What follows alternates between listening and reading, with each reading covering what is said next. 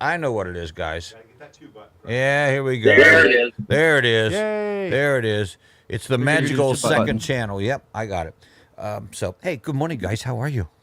Morning. I'm doing Morning. fine. All right, let me do it this way. Chris, how are you this morning? I'm doing fine, thanks. Okay, Jason, how are you this morning? If I was any better, I'd be Chris Palladino. Okay, there you are. Yeah. Well, so, Jason, you feeling better? You back to full speed and all that sort of stuff? Not currently. Right now, I'm feeling a little rough. I'm just tired. Yeah, I you look literally just walked and sat down about 3 minutes ago. You're lucky you showed up. Why? Because if you didn't, I was going to tell everyone that you texted me last night and asked me if dirty magazines were considered books, and I told you no, so you decided not to show up. I put them in a bounder. You know, they were all stapled together. I don't know what you're talking about, but well, I left my list at home, so I have to write them down here as you guys go through. I got the funny feeling today. Today's our top 5 at 7 is our favorite books, and I got the feeling, and I don't know this for sure, but we probably will not overlap. I think there'll be a lot of separation here, unlike in the musical scenes where we tend to come together on that one. This one should be different. So that being said, Chris, no, we let Jason start. It was his idea, wasn't it? Yes, it was. Yes, it was. Okay, let me pull this up here. All right, my number 5, and these are really, oh man, it's such a kind of diverse list here. My number 5 is a book called J-Pod by Douglas Copeland. And it's basically, it's about a group of tech guys work at a video game company in Canada. And it's just their weird, crazy, weird life. Bill may be aware of this. The TV show, there was actually a TV show made of it, and it was featured Alan Thicke, which was kind of cool. He played one of the characters. My number 4 is one. Yes, absolutely. Now, my number 4 is a book that you guys may have seen the movie because it came out a couple years ago, and that's Ready Player One by Ernest Cline. Nope. Yes, sir. I read that movie. I read that movie. I'll be seeing that one today, I think. It's one of those movies that are books that, and movies actually, where they really are somewhat different. There's a lot of, it's about a scavenger hunt across the internet, and whoever wins like $500 billion of this company, which is worth over $500 billion and everything. And the cool thing is in the book and the movies, some of the places where these things are found and such are different. So that's kind of cool. Number 3 is a book called Replay by Ken Grimwood. It's a book about a guy who suddenly is in his office one day. He's in his, I believe, his mid-40s, and he has a heart attack. And next thing he knows, he wakes up and he's doesn't know exactly where he is, but he figures out he's in his college dorm, and he gets to replay his entire life. And then it happens again, but this time he's a little bit further. And so his little jumps get shorter and shorter. And so we get to see him relive his life doing different things in different ways and trying to figure out why it's happening. It's a very cool book. It was the first book I read by him, and I was just hooked. My number 2, this is the only overlap I could think of, not necessarily on the list, but I would not be surprised if this wasn't on Bill's at least honorable mentions, and that is Douglas Adams' Hitchhiker's Guide to the Galaxy. Oh, it's a great one. Prepare to be surprised. Oh, really? Okay, because I know you enjoy them. Oh, I thought so. Yes. And really, this is one of those where you could pick any one of the books because they're all really, it's a great series. But yeah, just fun. They made a BBC series of it. There's a radio series of it. There was a movie made of it, which had Rockwell and just Zoe Deschanel and Martin Freeman. Just such a great cast. Movie did not do as good as it should have. It was a little bizarre, but Douglas Adams, he's just like this kind of weird genius is what he was. And my number 1 Man, we read this. We were talking about this last night. We read this as it came out because it's 3 books in the series, but each book came out as 5 parts back in Amazon. This is back when they were doing like little novelettes, and then you put them together. And after about the 5th one, you had your book. And it's now a pretty popular TV show, and it's called the Silo series by that just is going to mess me up. Hugh Howey. And it's basically 3 books called Wool, Shift, and Dust. The TV show is called Wool, and it involves us as a society living in a giant silo, but instead of going up, it goes down over 150 stories. So we're all living underground, and we've been there for centuries. And it's the whole, why can't we get out? What's out there? Is there conspiracy theories, stuff going on? They have their whole government, and everything. It's really intriguing. Great book. They're doing pretty good with the TV show. A little bit differences, but in almost all these, of course, the book is going to be better.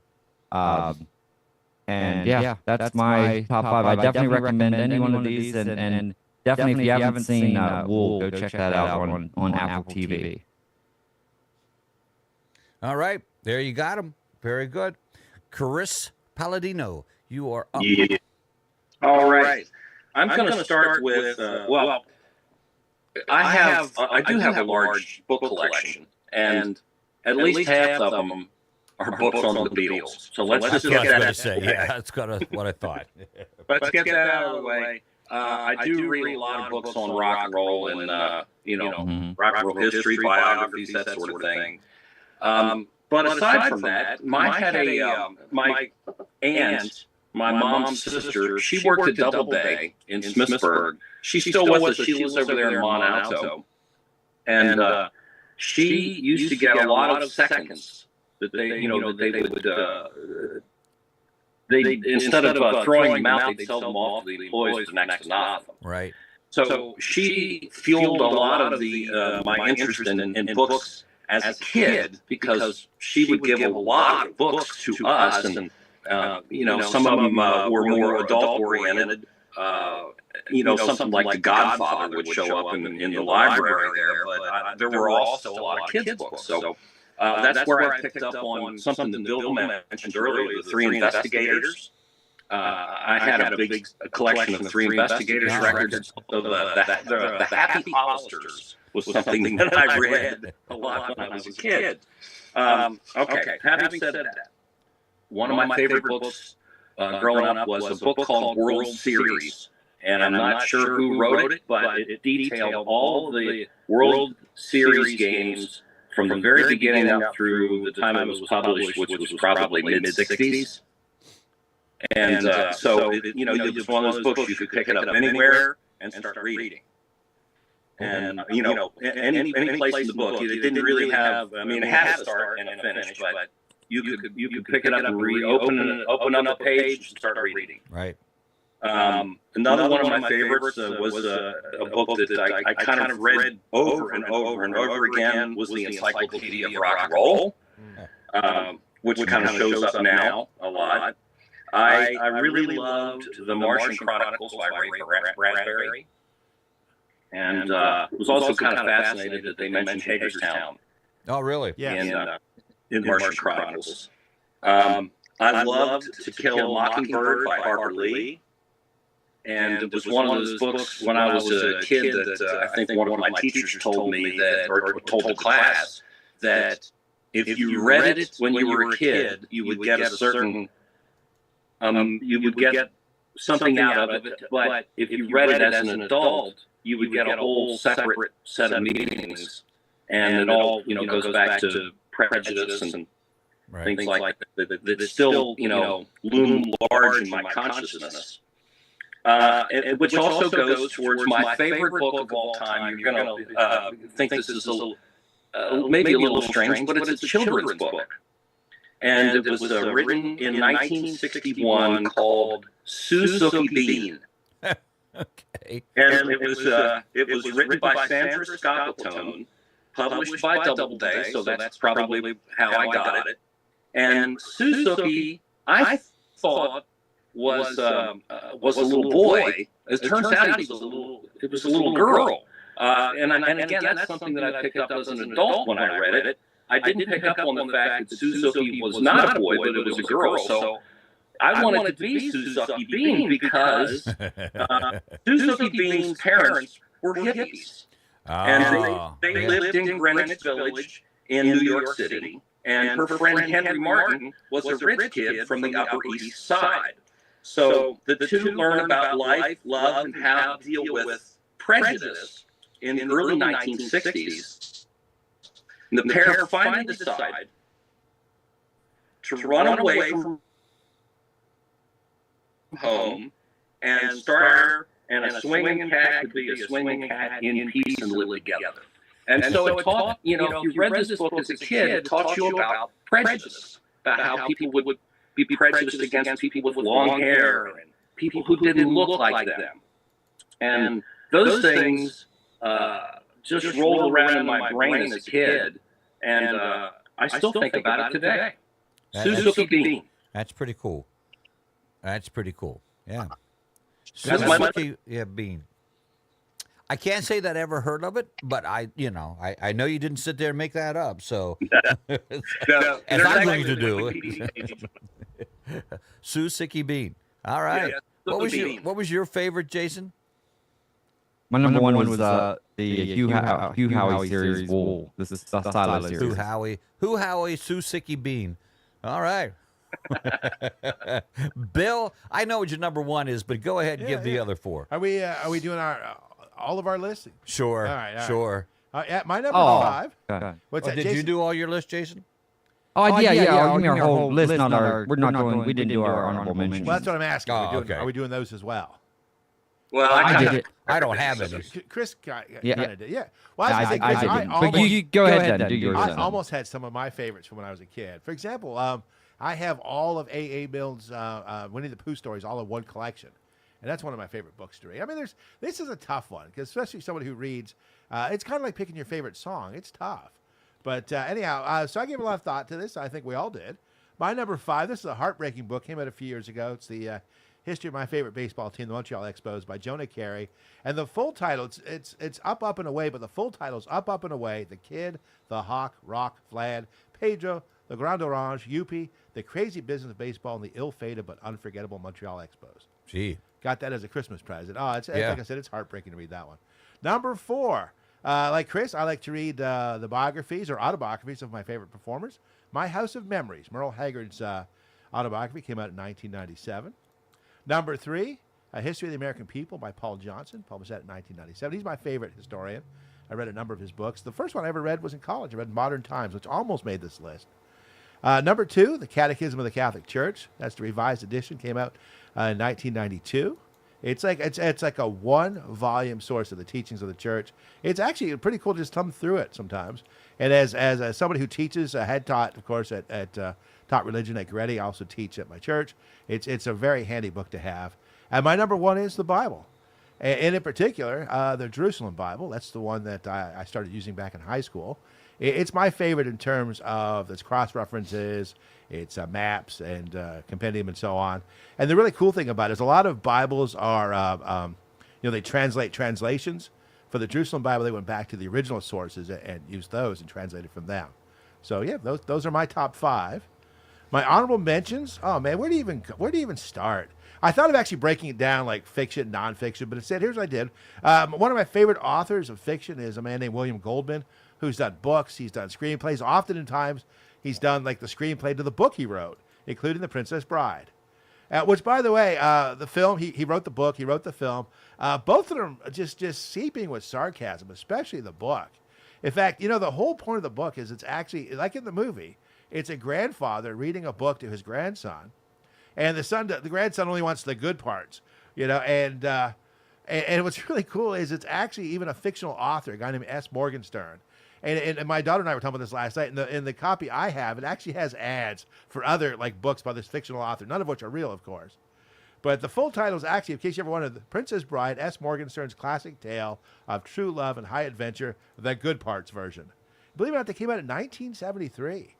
The next year, William Goldman came out with another one of my favorite books, Marathon Man, all about a history major in grad school at Columbia who ends up running afoul of government agents and a Nazi who's had to come out of hiding to get a hold of a fortune. And it was turned into a movie in 1977 with of course, Dustin Hoffman in the title role. Number 3, Pat Conroy is another favorite author of mine. His Lords of Discipline from 1980. It's a book I've read 4 times over the years. I loved it so much I actually bought it as a gift for my dad for Father's Day. And just a great, great story about friendship, betrayal, and again, prejudice. It's all about the student, the main character, a guy named Will McLean, who is a student at it's a fictional school, the Carolina Military Institute in Charleston, South Carolina. Of course, it's based on the Citadel. Pat Conroy, of course, was a student at the Citadel. And he has been tasked with overseeing the induction of the first black student at an all-white school. But there's so much more to it than that.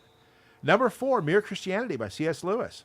Came out in 1952. It's actually adapted from a series of BBC radio broadcasts made between 1941 and 1944. Covers every topic you can think of in interest to somebody of faith. And number 5, oh man, one of my all-time favorites, Charles Dickens, of course. Didn't know which one to pick, so I picked A Tale of Two Cities. And, of course, the classic tale of a man who sacrificed himself for the sake of another. There you go. Okay, I guess it's my turn, huh? Yep. Yeah, this would be. You know, I've said this before. I read almost all the time. It seems like, and I like reading.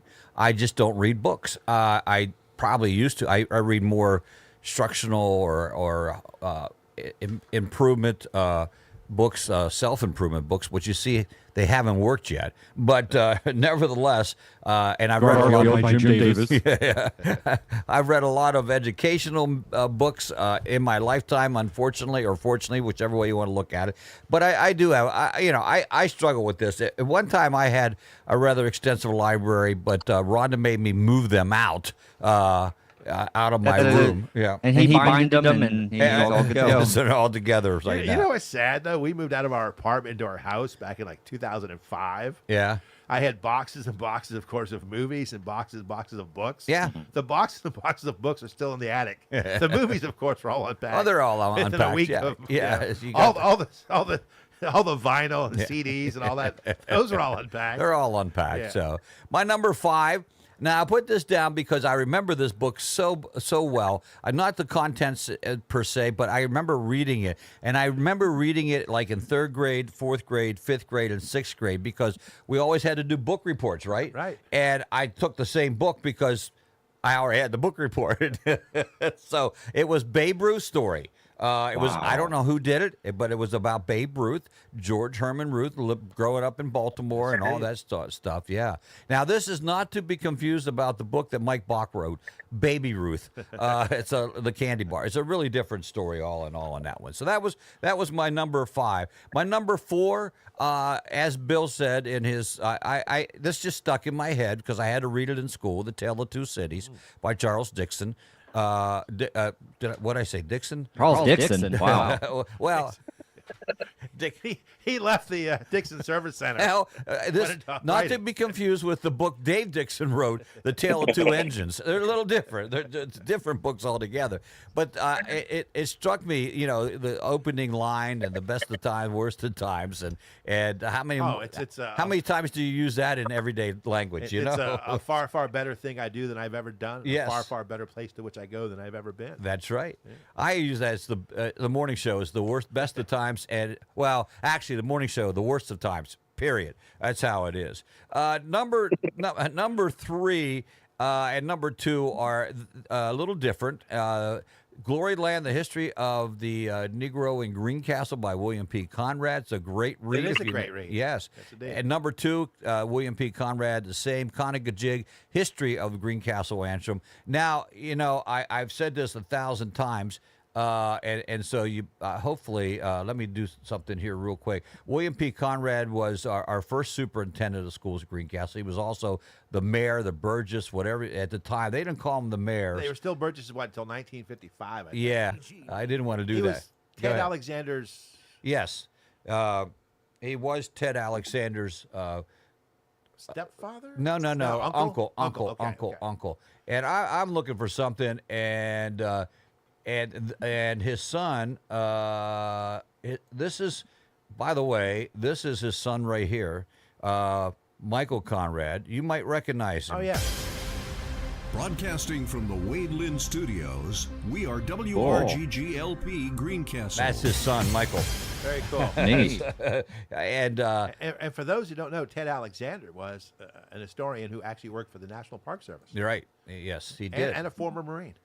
So and he helped with some of the books that he wrote. So they were Yes, indeed. they were 2 and 3 for me. And number 1, only because I get to read this book, and I enjoy doing this so much every Christmas Eve with my grandchildren sitting on my laps. And of course, it was the night before Christmas with Clement Moore, and not to be confused, the one Mike wrote the night before Mary's birthday, which is not even similar in what they were. So, Greg, you said the grandkids sit on your laps, plural. well, I got many here. Yes. When you get to be my weight, you have big laps. So they were my books. They were my favorite Very books. cool. So there they go. So That's there you go. awesome. Yeah. I want to just do a couple of my things real fast. There's a great book by Steve Almond, which is a funny name because he wrote a book called Candy Freak, and it's a fiction. It's a nonfiction where he does the history of candy. He actually visits all these old factories throughout the country that have now shut down and are shutting down and stuff like that, and learns. It's really cool. Candyman can. Yep. There's a series of books called Space Team by Barry Hutchison, which is really good. Divergent, which was made into a book. That series is very good. That's Stephanie Veronica Roth. My daughter asked me if I would have that or the Hunger Games on my list. They're both good. Yes. They're actually both good. I prefer I don't know. the book Hungry Games, which is what I am. And once again, my list could be easily 100 books. But I ended with one here that I thought Chris might at least appreciate, because I also like not nearly like 1% of what Chris likes as far as music, autobiographies and stuff. But one of my favorites is Does the Voice in My Head Bother You by Steven Tyler. That's pretty cool. Yes. Yeah. It does. So, Chris, did you have any honorable mentions? Oh, I think I covered everything the first time around. All right, very good. All right, so now next week we got to come up with a title. I have some ideas, but go ahead and throw your ideas out. Let's hear yours. Well, my idea was let's hear your top 5 saddest songs you ever heard. We could do that. Yes. The saddest songs you ever heard. That's not to be confused with songs that are crappy. Right. That's different. We did that list. we did that. Sad song. I could think of a couple right off the top of my head. Oh, yeah, absolutely. I heard one the other day, and that's what made me think of this. I go, man, that's a sad song. It makes me sad. And I'm thinking, oh, okay, how many other songs really make you sad or depressed? Oh, yeah. Sitting around hearing it. So the top 5 sad songs, your top 5 sad songs, and we'll do that next Wednesday right here in the 7 o'clock hour. So, Sounds good. All right, so let me get this right. See, Jason will have you back Friday if you don't go visit the hospital. Correct. All right, Chris, we'll talk to you next Tuesday if we don't talk to you before, and we're at the Z's, right? Yeah. Why? I'll be on Friday afternoon. Oh, that's right. We're on Y. Yeah, Friday afternoon, Chris Palladina, and he'll have his cool song of the week, or is it the day? Of the week. Of the week. Cool song of the week coming up. It's Jason Kabler's Mike Bach is a Jerk. And but there's plenty of things going on. That's all happening here. So, guys, thanks a lot, and we'll talk with you soon. All right, take care. All righty, that's going to take us to the bottom of the hour. Bottom of the hour is going to take us to the news. News is going to take us to the birthday club eventually. And then it is Kelly Kozlowski joining us from the Capitol Theater in Chambersburg at 8 o'clock. Don't miss that. We'll be right back. It's The Morning Show. You're listening to The Morning Show on WRGG. 93.7 WRGG. With news and weather together. Coming up next. Serving Greencastle, Antrim, and southern Franklin County. This is WRGG LP Greencastle. NBC News Radio, I'm Michael Kastner. House Speaker Mike Johnson says President Trump has accomplished more since taking office in January than most presidents do in a 4-year term. Speaking after the president's address last night to a joint session of Congress, Johnson said Republicans have a mandate from the American people. We passed the budget resolution last Tuesday night. The Democrats and the media said it couldn't be done, but the Republicans in the House stuck together and got it done. That opens the door for the reconciliation process and the one big beautiful bill that the president keeps talking about. A few Democrats displayed protest messages and some walked out after Texas Congressman Al Green was removed for standing and jeering the president. Target CEO is warning shoppers may soon see price increases in the next few days due to President Trump's tariffs on goods from Mexico. In an interview with CNBC Tuesday, Brian Cornell said Target relies heavily on Mexican produce during this time of year.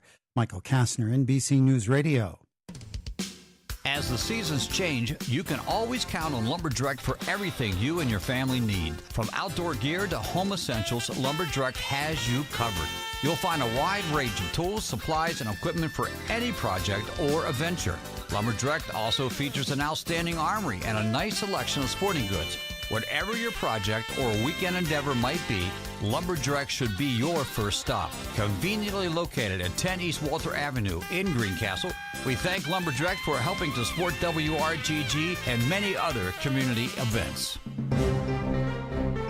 This is a Radio PA news update. A man charged with attempted homicide mistakenly released from Washington County Jail back in December. The error discovered when Samuel Valle missed a court hearing last week. A warrant for his arrest has been issued, and he is considered armed and dangerous. Critical cuts remain pending for the VA Pittsburgh healthcare system. John Schaefer with the latest. Several probationary staff members have been dismissed this month from the Pittsburgh area location as part of the roughly 2,400 employees laid off throughout the agency.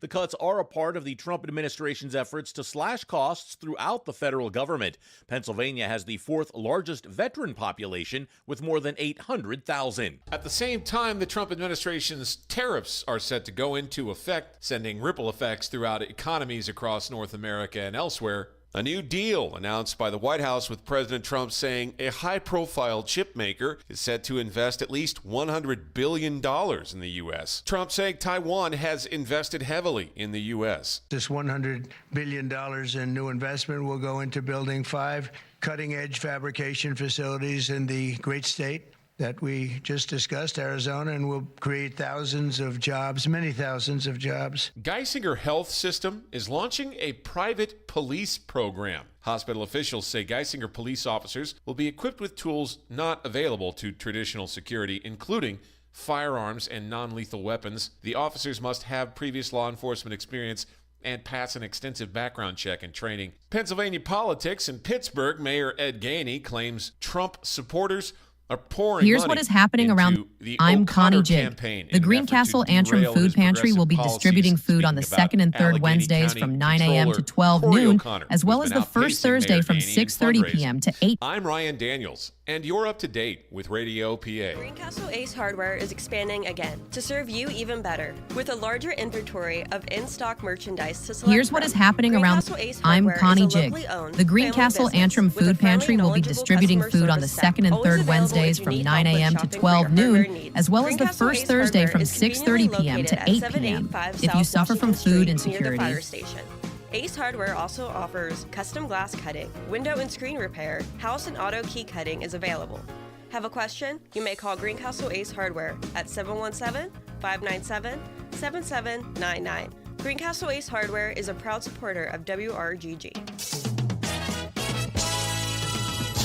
From high atop Broadcast House in downtown Greencastle, here's a look at WRGG's local news with Scott Douglas. Good morning. Let's see what's going on in and around the 717. A former American Idol coming to the area this weekend. That's coming up. First, in his monthly report to Greencastle Borough Council, Mayor Ben Thomas Jr. writes about a recent visit to Alliance Elevator Company on Nova Drive in Greencastle. The mayor describes the company as an international operation. The mayor's report also mentions recent rescue hose company training, an award presented to the Old Home Week Association, and according to citizen reporter Larry Pittman, good news on the Norfolk Southern train idling front. There was no train activity on the track near Jerome King Playground in February. The report is available for your perusal on the Greencastle Borough website. In other Greencastle news, last month, Greencastle Police conducted its mandatory annual Municipal Police Officers Education and Training Commission in-service training. A lot of training going on. The training is required for certification and compliance with the Commonwealth of Pennsylvania. This year's training session took place February 17th and 18th in the training room provided by the Greencastle Rescue Hose Company. Oh, quick reminder, last year Greencastle Borough Council enacted a fire tax which went into effect the beginning of this year and now is appearing on your current borough bill, if you were wondering. A Waynesboro apartment building was destroyed by fire Saturday after crews were called to the 200 block of East Main Street in the borough around 11 a.m. As a result, 9 people have been displaced. They are being helped by the Red Cross. The fire may have been electrical and started in the attic. No one was hurt. Crews from Washington County were called for mutual assistance, along with fire companies from Franklin County. In other news, a Chambersburg man is under arrest for hunting down a woman and following her around Chambersburg in his car. 41-year-old Marvin Duran allegedly drove around behind the woman, then trapped her in the Chambersburg Police Department parking lot on South 2nd Street in the borough. Duran blocked her car with his. It all ended when an officer returned to the station house and saw what was happening. Duran was arrested and charged with stalking and false imprisonment. So, guess who's coming to town? Country star Scotty McCreery will be in Hagerstown this weekend. The former American Idol will be, let me say that like Ryan Seacrest. The former American Idol will perform at the Maryland Theater this Sunday, March 9th. I'm not Ryan Seacrest. I'm Scott Douglas on 93.7 WRGG. There was a time when every small town had several local family-owned auto dealerships. Greencastle still has one. Antrim Way Honda, 200 South Antrim Way, just off exit 3 of I-81. Home to a large selection of pre-owned vehicles.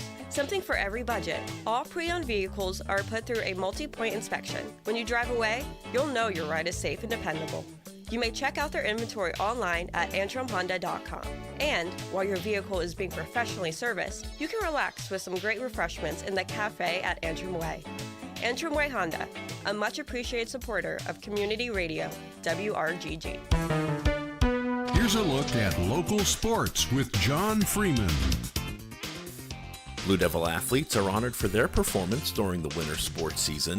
Good morning, everyone. I'm John Freeman reporting for WRGG Sports, brought to you by the John Allison Public House, 155 South Antrim Way in Greencastle, involved in your local community.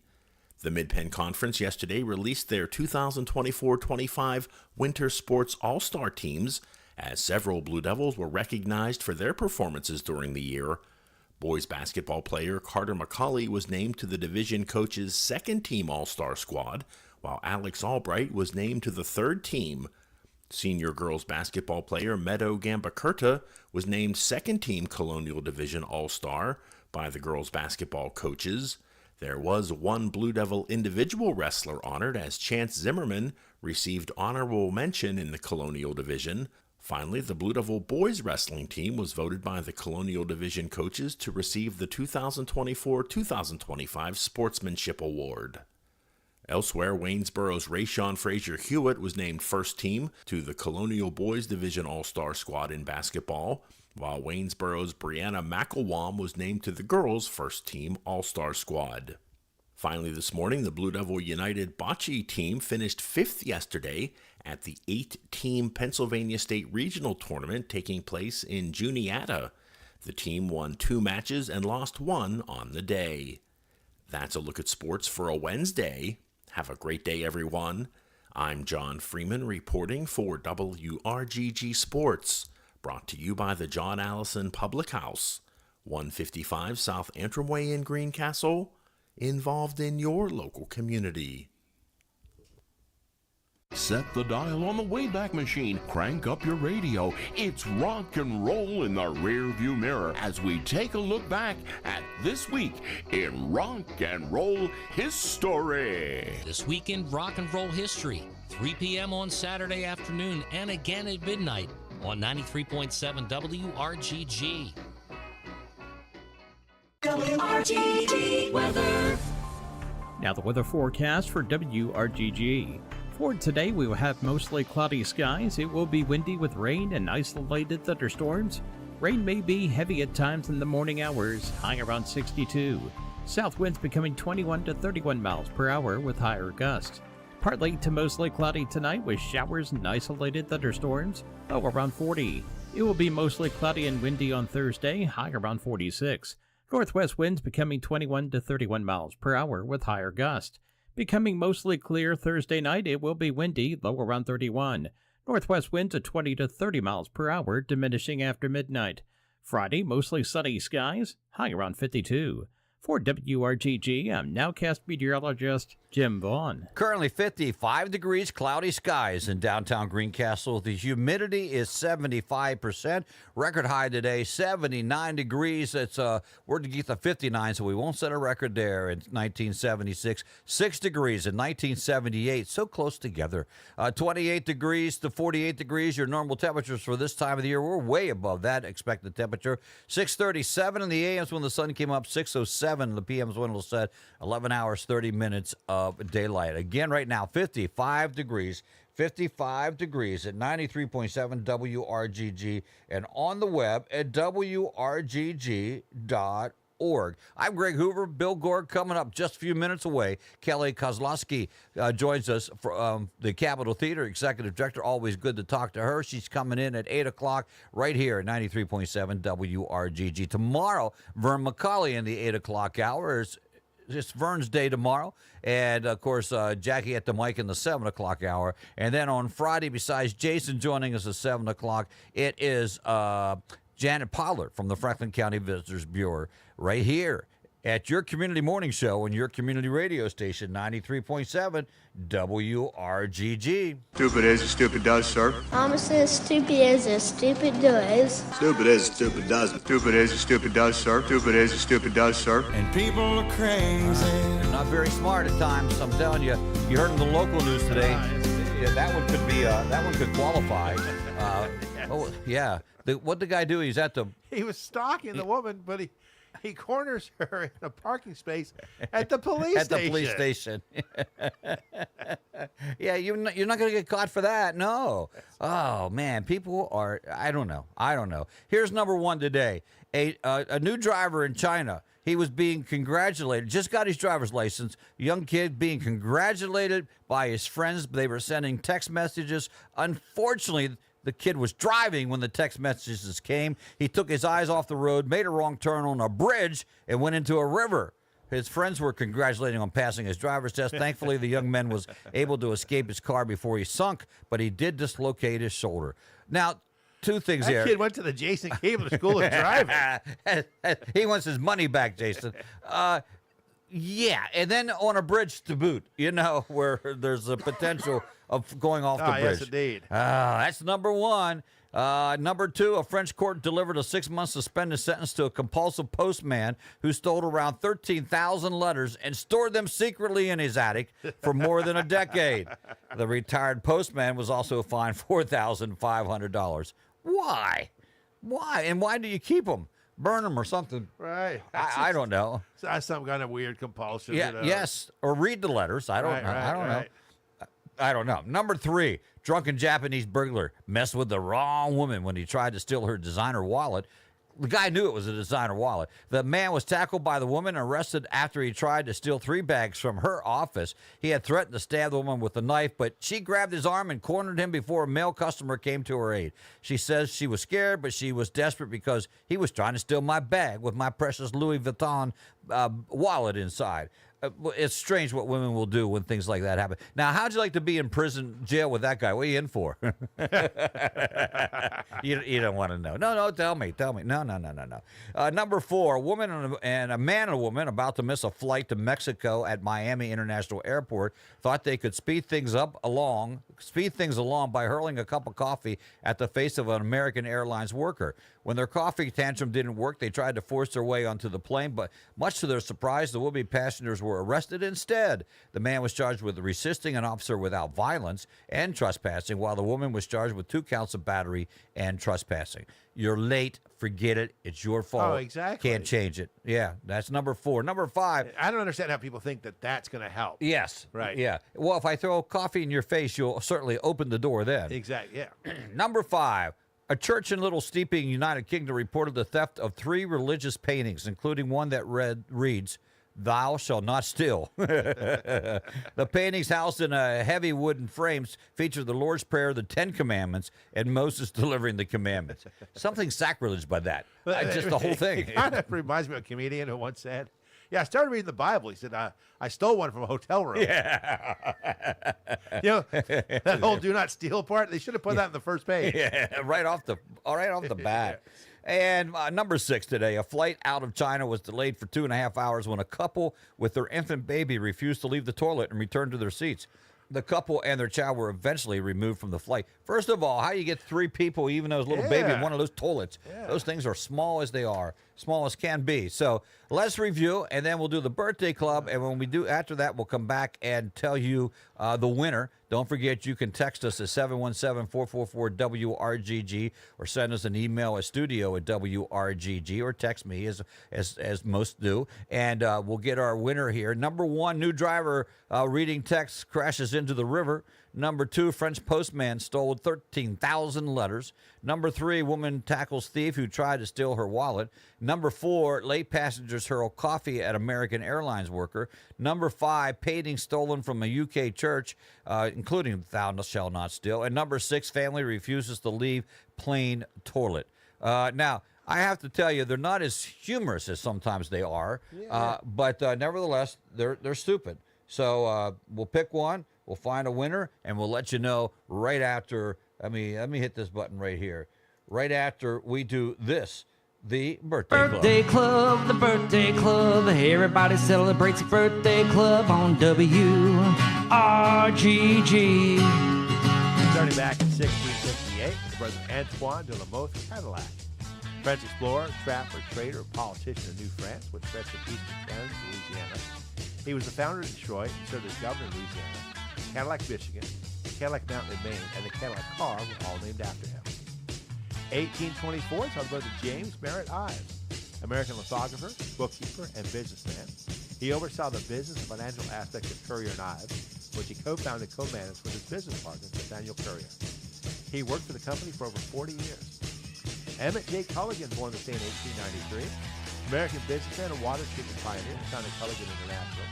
He started the company with $50 in his own money and financing from his brother and sister. He used to get upset when he's a little boy because they all say, "Hey, Culligan boy." Yeah, exactly. Yes. No, I'm the Culligan man. I'll be a man someday. The first location was at a friend's blacksmith shop in Northbrook, Illinois, but one of the first franchises was in Hagerstown, Maryland. Oh, in fact, when they started franchising, the second one was actually sold to Hagerstown, Maryland. Okay. Rex Harrison, born this day in 1908, English actor whose films include Major Barbara, Dr. Dolittle, Cleopatra, The Ghost of Mrs. Muir, and My Fair Lady, for which he received the Academy Award for Best Actor. He won the Tony Award for Best Actor in a Musical for the same role on Broadway. Harrison was knighted by Queen Elizabeth II in 1989. 1934 saw the birth of James B. Sicking, American actor, best known for his roles as Lieutenant Howard Hunter in Hill Street Blues and David Hauser on Doogie Howser, M.D. His films include Outland, Ordinary People, The Star Chamber, Star Trek III, The Search for Spock, and Narrow Margin. A veteran of the U.S. Army, Sicking based Howard Hunter on his drill instructor at Fort Bragg. Dean Stockwell, born this day in 1936, American actor with a career spanning 7 decades. His films include Gentleman's Agreement, Compulsion, Dune, To Live and Die in L.A., Blue Velvet, Tucker, The Man in His Dream, Air Force One, and The Rainmaker. Stockwell's television work includes Quantum Leap and the reboot of Battlestar Galactica. Fred Williamson, born this day in 1938, American football player, actor, director, and producer. As a football player, he played for Northwestern in college, the Pittsburgh Steelers in the NFL, and the Oakland Raiders and Kansas City Chiefs in the AFL. Williamson was a 3-time All-Star with Oakland and a 1-time AFL champion with Kansas City. His films include MASH, From Dusk Till Dawn, and Starsky and Hutch. Samantha Egger, born on this day in 1939. English actors whose films include The Collector, Dr. Dolittle, The Molly Maguires, The Uncanny, The Brood, and The Phantom. Egger's voice work includes the animated film Hercules and the video game 007 Nightfire. So she shares a birthday with her co-star from Dr. Dolittle, Rex Harrison. Penn Jillette, born on this day in 1955. American magician, actor, comedian, musician, inventor, television presenter, and author. Best known for his work with fellow magician Teller as half of the team Penn and Teller. In 1973, Gillette graduated from Ringling Brothers and Barnum and Bailey Clown College. In the 1990s and early 2000s, he provided most of the announcements on Comedy Central.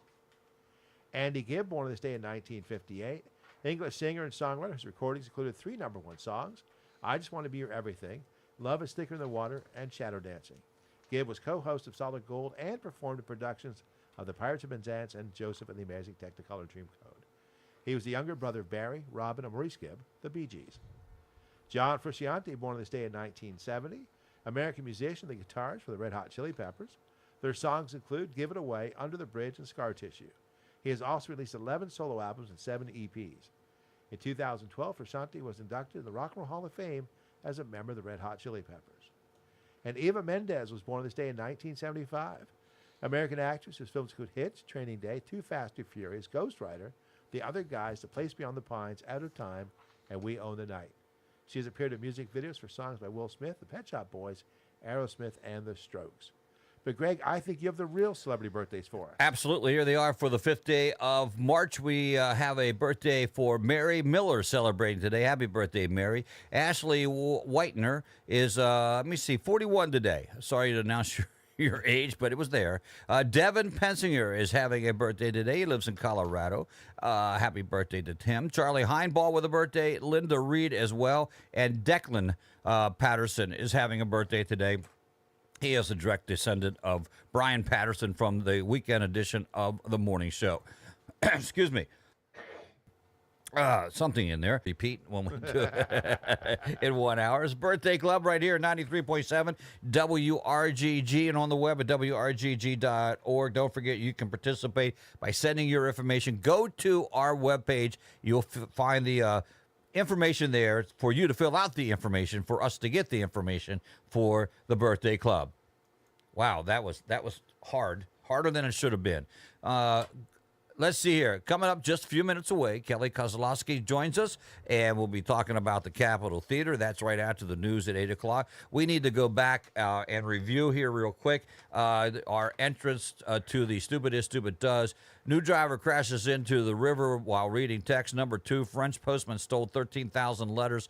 3, woman tackles thief who tried to steal her wallet. Number 4, late passengers hurl coffee at American Airlines worker. Number 5, painting stolen from UK church. And number 6, family refuses to leave plane toilet. Now, I have a entry from Stan Flenner, and I think he's right. But I'll let you tell me who you think. Okay. Yeah, okay. So go through it, Bill.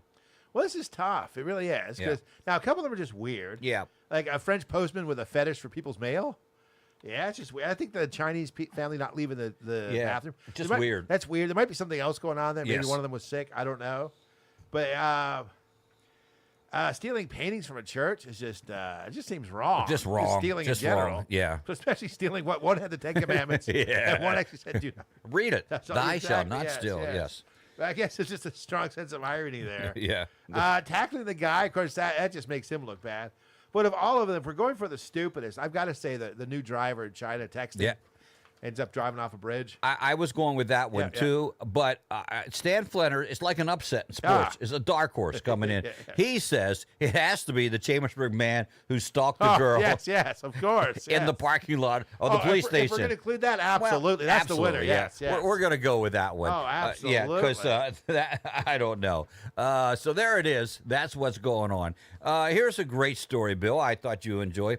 30 years ago, in 1995, American astronomer, author, and teacher Clifford Stoll wrote a column for Newsweek about an emerging thing called the Internet. According to him, it was going to go nowhere. There's cyber business, he wrote. We're promised instant catalog shopping, just point and click for great deals. We'll order airline tickets over the network, make restaurant reservations, and negotiate sales contracts. Stores will become obsolete. So how comes my local mall does more business in an afternoon than the entire internet handles in a month? And even if there was a trustworthy way to send money over the internet, which there isn't, the network is missing a most essential ingredient of capitalism, salespeople. I think he might have been wrong. I think he may have been. I think he might have been wrong. Dead wrong. When they came out with sound in movies, yeah, some people said it wouldn't last. Wouldn't last because film was a visual medium. Yes, but it makes a lot more sense if you can hear what people are saying. I always thought so. Don't interrupt the visual medium by putting words up on the screen. Sometimes people are just wrong. Trust me on that one. 56 degrees right now at 93.7 WRGG. Don't forget, coming up this evening, it's Landy Carball and Bluegrass Connection right here on WRGG. Starts at 6. If you like your bluegrass music, you want to get your fix of bluegrass music. That's a great show. Tonight, 6 o'clock, right here, WRGG. It's followed at 8 o'clock by Anything Goes radio show with Gen V. That's another great show here on WRGG. Yes. It's every Wednesday at 8. What goes on in the show? Anything. Anything. Jen and I used to work together. Did you? At the Cumbervay Animal Shelter. Oh, okay. Yep. You've had more jobs than I have. Yes, indeed. every time we say something, you say, "Oh, I worked there. I worked there." Yes. You hear about NASA. Yeah, I worked there. I was an astronaut. Bill Gore. I don't know. If you say so, Bill, I believe you. I'm not gonna. I was the director of development. She's still the, I guess, director of communications, what they call it. Yeah, I think that's what it is. Yes, director of communications. So that being said, and let's see here. Oh, I know what's going on here. By the way, that's what makes my recent celebration of my 11th year at JLG so startling. Yes, if you went 11 years. Somewhere that long. It's the morning show coming up on 8 o'clock. NBC News kicks us off. Jim Vaughn's weather forecast follows suit. Kelly Kozlowski joins us from the Capitol Theater. Find out what's going on there, what new shows are coming up. It's all right here, 93.7 WRGG and The Morning Show. You're listening to The Morning Show on WRGG. 93.7 WRGG. With news and weather together. Coming up next. WRGG LP. Greencastle.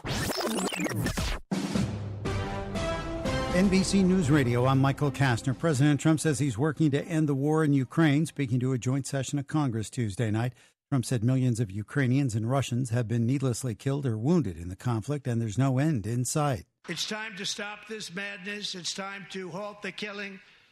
It's time to end this senseless war. If you want to end wars, you have to talk to both sides. Trump said the U.S. has sent hundreds of billions of dollars to support Ukraine's defense after they were attacked by Russia 3 years ago. He spotted Democratic Senator Elizabeth Warren of Massachusetts applauding for that support and asked her if she wants to keep the war going for another 5 years. Trump then referred to Warren with a slur referring to indigenous people. Senator Alyssa Slotkin delivered the Democratic response to the speech. She slammed Trump's attitude during his meeting with Ukrainian leader Zelensky. After the spectacle that just took place in the Oval Office last week, Reagan must be rolling in his grave. She said it was a bad episode of reality TV that summed up Trump's whole approach to the world. 4 Democratic mayors of so-called sanctuary cities are scheduled to testify today before the House Oversight Committee. New York City Mayor Eric Adams, Chicago's Brandon Johnson, Denver Mayor Mike Johnston, and Mayor Michelle Wu of Boston will all speak at what's likely to be a combative hearing over immigration policy. The GOP members are expected to criticize the mayors for a lack of cooperation with federal immigration authorities. Today is Ash Wednesday. Catholics around the world are marking the beginning of Lent. Many will go to church to have a priest smear ashes on their forehead. The ashes symbolize mourning and penance. Michael Kastner, NBC News Radio.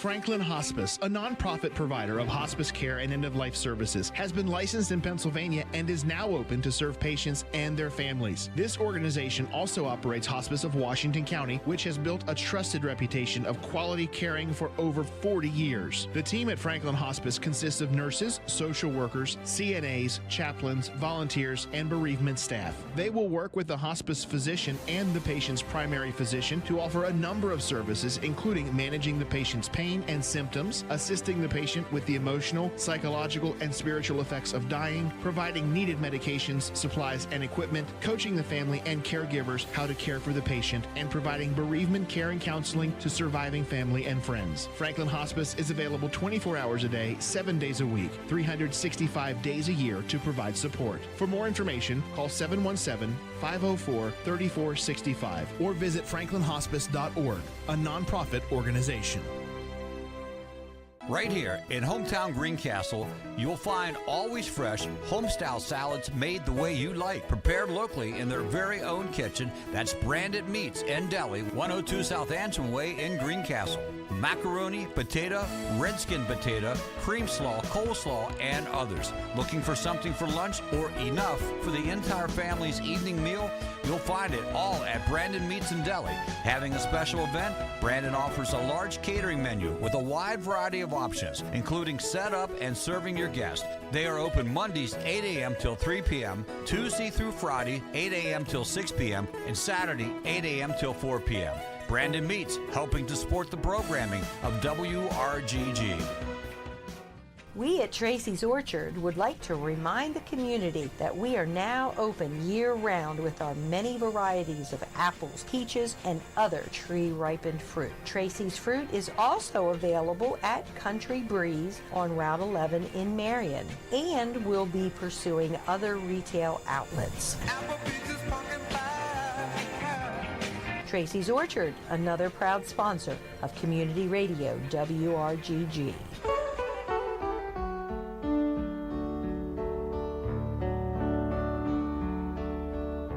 You're invited to 2 hours of the best music from the 50s and 60s with Bill Taylor and Memories every Monday and Wednesday starting at midnight. Hope to see you there. WRGG weather. Now the weather forecast for WRGG. For today, we will have mostly cloudy skies. It will be windy with rain and isolated thunderstorms. Rain may be heavy at times in the morning hours, high around 62. South winds becoming 21 to 31 miles per hour with higher gusts. Partly to mostly cloudy tonight with showers and isolated thunderstorms, low around 40. It will be mostly cloudy and windy on Thursday, high around 46.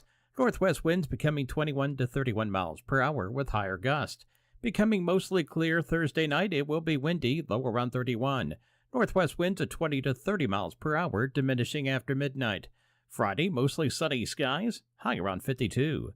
For WRGG, I'm nowcast meteorologist Jim Vaughn. 56 degrees. Rain has stopped for the time being. Cloudy skies. 77% is the humidity. 79 degrees in 1976, the record high for today. It was 6 degrees on this date 2 years later in 1978. 28 to 48 is your normal temperatures for this time of the year. We're above that range already. 6:37 this morning is when the sun will come up. 6:07 tonight is when it'll set. 11 hours and 30 minutes of daylight. Again, temperature is at 56 degrees at 93.7 WRGG. WRGG 93.7 and on the web at WRGG.org. And now here is the morning show. Welcome back. Hour number 3 of the morning show for a Wednesday morning. I was back yesterday.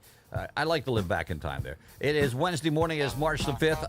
I am Greg Hoover along with Bill Gore.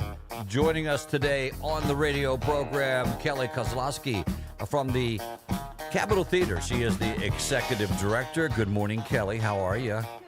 How comes I don't hear you? Oh, you're on 3. I get it. Okay.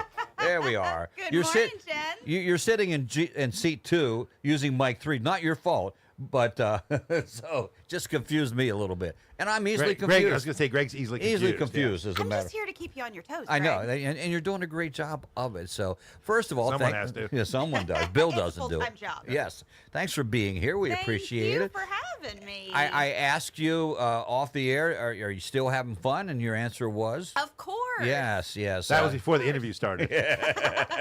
Now that we're here, yes. No. But the Capitol Theater, it is still going strong in Chambersburg. It has been going strong since, wow, I don't know. Absolutely. 1927 is when the doors opened, February of 1927. Oh, that's right. That's right. We just celebrated our 98th birthday. Yes. So we're coming up. It's before you know it, it's going to be the big 100 years. Have you started thinking about that? I have. Yeah. I have. I have some plans, and our board asks me every once in a while, what do you want to do for the 100th? Yeah. I'm like, well, I got some ideas, Yes. but let me keep the doors open for today Yeah. before I get to That's your right.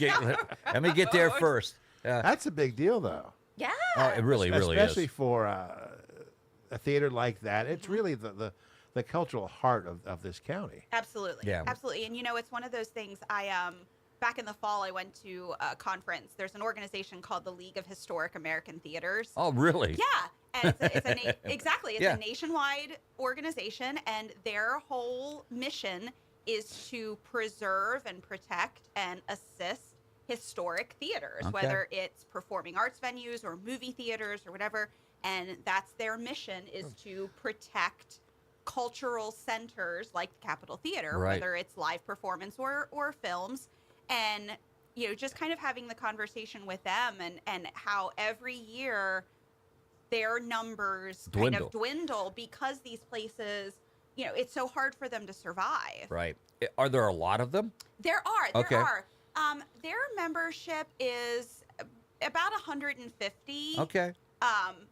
But they also open up their membership to organizations that are trying to reopen historic yeah. buildings. So Right. like their mission is kind of a twofold thing. Right. They either go from opening and helping to refurbish and reestablish places that have been closed, and then also helping to continue the work and to help save buildings that are already open. I would imagine a lot of them are in mid-sized towns like Chambersburg. They are. Yeah. They are. And a lot of, and I mean, Gettysburg would have one. The Majestic, Mhm. right? And Carlisle would have one as well. So, yeah, about the same size towns. So, right. Yeah. Right. And it's funny because, a lot of their mission when it comes to saving places like that, a lot of times they're seeing it more in bigger cities because they get these universities and big, business conglomerates that want to build these gorgeous new, state-of-the-art complexes yes. that are coming in and kind of taking over. So their mission is helping organizations like ours to say there is still a benefit to history, and there is still a benefit to remembering the legacy of something as opposed to just focusing on the shiny new toy. Right. And something like that can't be around for 100 years without having an impact. Oh, yeah. No, 100%. And then it goes beyond the culture, but you also look at what it means in terms of the economy, or you just look at the aesthetics of it and the beauty of a building like the Capitol Theater. Absolutely. Because they don't, the shiny new toys, as I like to call them. Yeah. The shiny new toys are just that. They're shiny new toys. They don't have the history. They don't have the artistic end of things. And they're not haunted.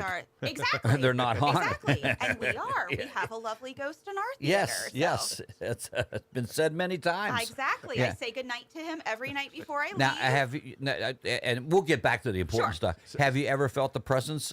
Yes. Have you? Oh, I think we talked about this once before, yes. but yeah. Oh, yeah. Sadly, the ghost of the morning show is the most talented person here. There's the ghost, all right. But now, when I say presence, how do you describe that? So our ghost his name is Wilfred, and he was the original organ player. Right. Because of course the Capitol Theater has the Muller organ under the stage, and our ghost was the original organ player. And he's the Phantom of the Opera. No, he's very nice. I've seen shadows and figures in our balcony and things like that. But the funny thing about Wilfred is, we say he's a very time conscious ghost. our security system automatically arms itself at midnight. Yeah. So we tell everybody you need to be out of the building by midnight. And usually he starts showing up, or you start seeing lights flash or figures, usually around about 11:30. And if you check your watch, it's Wilford being like, get out, I'm ready to go to out. bed. Yes, my time to go to bed. Yep, I'm ready to go to bed. I can understand. As you get older, Exactly. you want to do those things. So our guest today is Kelly Kozlowski. I'm getting pretty good at it. You are. Yes, you are getting very good at it. I'm proud of you. It took a while. The executive director of the Capitol Theater. A lot of things All right, happening. Mom. A lot of things happening at the theater. Well, this month, as a matter of fact. Yes. There's always stuff happening. Well, there is. Yeah, there is. We try to keep the old lady hopping. That's what I say. March is, we're back into the, kind of the swing of our second half of the season. Right. And March is going to be a really busy month. We've got our Irish Happy Hour, which is sold out. We're so excited. Really? For, That's great. For the second year in a row, we're completely sold out. We've got, it's a wonderful night. It's a big fundraiser for us. As a nonprofit organization, our ticket sales only account for 28% of our operating costs. Yeah. So, we have to do events over the course of the year in addition to our fundraising campaigns to try and raise some extra funds. Because all of, whenever we put a show on our main stage, we try and keep our ticket costs as low as we can. Right. So that it's affordable for our community. But then those ticket sales just end up going to pay for the show. And a show averages about $10,000 just to put on. Right. So to bring in. So you break even with ticket sales. With ticket sales. So you need your sponsorships and your fundraising. Correct. So we do events over the course of the year, and our Irish Happy Hour is one of them. We do it upstairs in our events room, across the pond. Local Irish band. They're fantastic. They come and play for us, and we have a great fundraiser, but that's all sold out. And then on the 22nd, we're so excited to have Kip Young back on our stage for Ladies of the 80s. We love Kip. She's so talented. She is a wonderful chameleon of how she can really tell the stories of these classic pieces, whether it's old school country or whatever. She's got a brand new show that she's bringing to our stage. It's the Ladies of the 80s, and it's all the great country artists from the 80s. So you'll have Reba, and you'll have Dolly, and you'll have Barbara Mandrell and the Judds, and some really, really great music. So we're so excited to have Kip back. I first met Kip. She was working at Green Grove Gardens, managing, planning, or whatever the case, and we were presenting our fundraiser. It was David King at the time, and she sort of said to Wade, do you mind if I open? that type of thing. And I do, I just lost her name. It's Winchester. Bill, come on. Patsy Cline? Patsy Cline. Thank you. I do Patsy Cline. And so we said, yes. We never heard, sight unseen. She gets up on stage. My jaw dropped. I know. Like, wow. And her interplay with the audience was excellent. And I thought, okay. She talked herself into this, but she proved herself right. So it's a great show. She is dynamite. And I think the thing that I love most about Kip is every time she does a show, it doesn't matter whether she is embodying the character like she does with Patsy Cline, or she's done review shows and things like that. This is another one where it's her sharing the music of all of these different classic artists. Right. But the thing that I love about her is she really focuses on the story and why something got written, and the story behind it. She uses a lot of multimedia in her shows to show video and to do things like that. And she really understands that the beauty of this music is that it's there to tell you a story. It's there to take you on a journey. And she does such a wonderful job of focusing on the story that these artists wanted to tell, and not necessarily trying to make it something that it isn't, or make it something that's hers, or she really does celebrate the beauty of this iconic music. And that's why I love having her on our stage. Our audiences love her. And you're right, her interplay with an audience is so wonderful. You really feel like, in our 700-seat theater, you feel it really feels intimate. She makes it feel really open and welcoming, and like she's there to sing for you, and not And she does that well with 700 or 7. Exactly. My wife has. My wife's the event coordinator, activities director at Heritage Community Retirement Community, and she has them out. And the interaction with those senior citizens, let's be honest, is amazing. But yet, when you go with a 700-seat theater, it's the same thing. It is. It's amazing. So it is. that's coming up on the 22nd. Yeah, that's March 22nd. Tickets are available right now. You can call into our box office or visit our website. We've got lots of great seats left. Yeah. It is a night you are not going to want to miss. Okay. I promise you. Yeah. I promise you it is going to be a phenomenal show. And it starts at... Starts at 7 o'clock. 7 Doors o'clock. will open at 6. Show Okay. starts at 7. So, yeah, we're so happy. And we are so blessed. A&K Settlements out of Shippensburg is our sponsor for that show. Yes. Becky Abels, who's one of their attorneys, is on our board.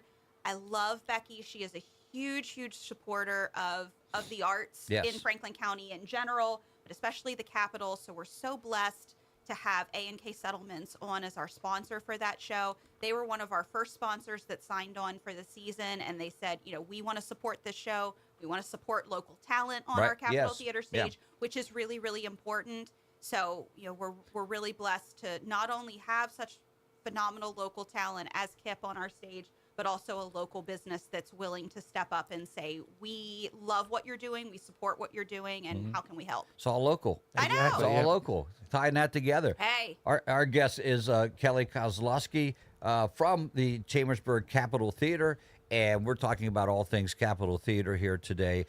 We've talked about your fundraiser. We talked about your next event. Yeah. And then there's the next event. And then there's a next event, the last weekend. Always? There's always by the the way, next one. mentioning your sponsors on this show will, return their investment 100-fold. I know. They already got the money's worth. I hope so. Yeah, no, we close out March. Chambersburg Community Theater is on our stage the last weekend in March with a wonderful children's production. See, I already can't talk. Yeah. Wonderful children's production called The Ever After.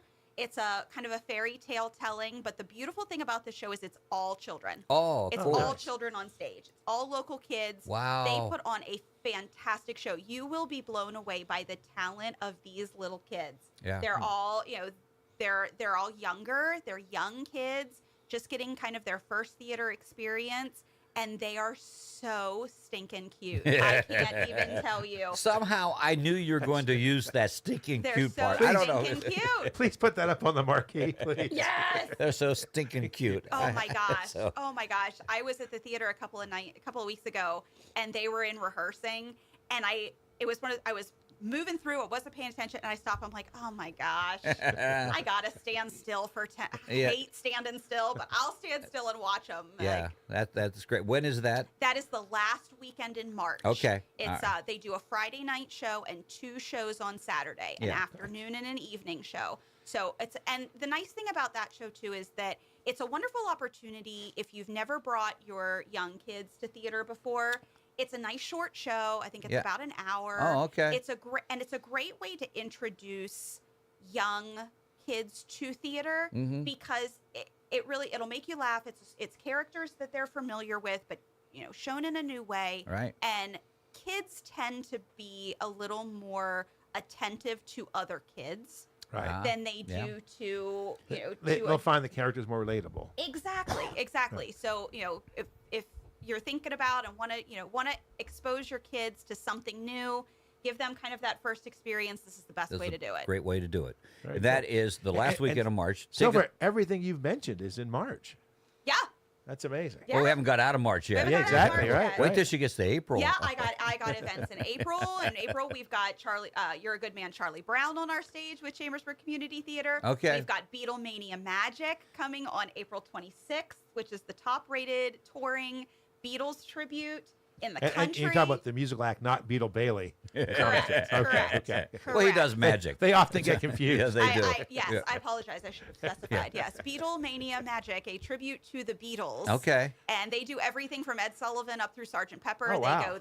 They span the whole career. Yeah. So it's a really great way to kind of get a little bit of Beatles throughout the show. That's on April 26th. Okay. So. I have never seen a Beatle tribute band. I know they're out there. I know there's lots of them. Yeah. But I've never seen them. So that might be good time for me to go see And them. a number of musicians have actually gotten their start in those kind of shows, like Marshall Crenshaw. Yeah. He started off on one of those shows. Yeah. You start and there's a guy that now plays with Chicago, the band Yes. Chicago, that was in a tribute band, and when one of their guys got sick, they just brought him up Right, and right. into the music. So Yeah.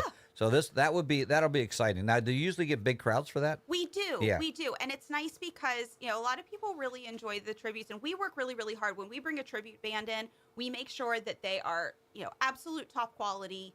Right. And that, if we're going to bring somebody in that is going to pay tribute to famous artists, we want to make sure that they're doing it justice. Right, yeah. And these guys are the #1 booked tribute to the Beatles in the country. Yeah. And they are the only tribute that truly spans the whole breadth of their Right, career. the whole 7 years, right? It was, the whole 7 years, but it was quite a 7 years my goodness, period. yes. So now that sounds really exciting. And again, tickets are on sale now for that. Absolutely, Okay. All tickets are on sale right now.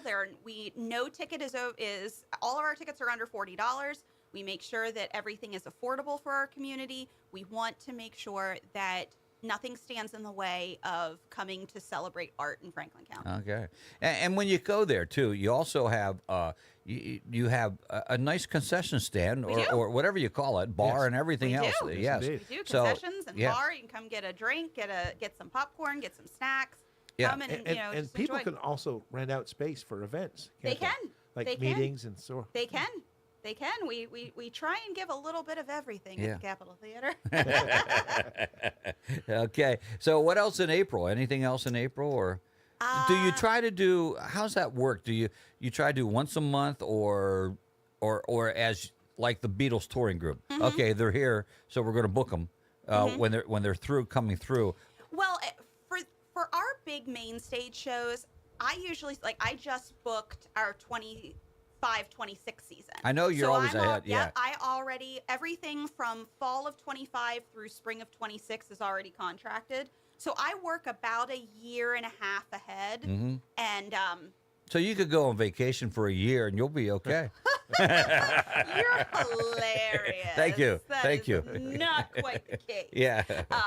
But I do say I have a very hard time knowing what today is Yeah. because I always think course. so far in Thinking ahead, advance yeah. that I have a really hard time knowing what today's date actually Right. is. Yes. But sometimes I'll get notifications from booking companies and saying, "Hey, we've got this act coming through. We'll give you a great deal on it," and then we can kind of squeeze things in. Sure. But we really do try and book well in advance, and a lot of times I work so far in advance that I get bands that will then build a tour around coming to us. Right. Saying, okay, well, we'll book them there. Well, we'll find some other routes, kind of on the way to Right, and yes. from Yeah. that helps them out. So then And planning that far out also helps with your budgeting as well. Absolutely. Absolutely. Because, we have to be really, really careful as a nonprofit organization.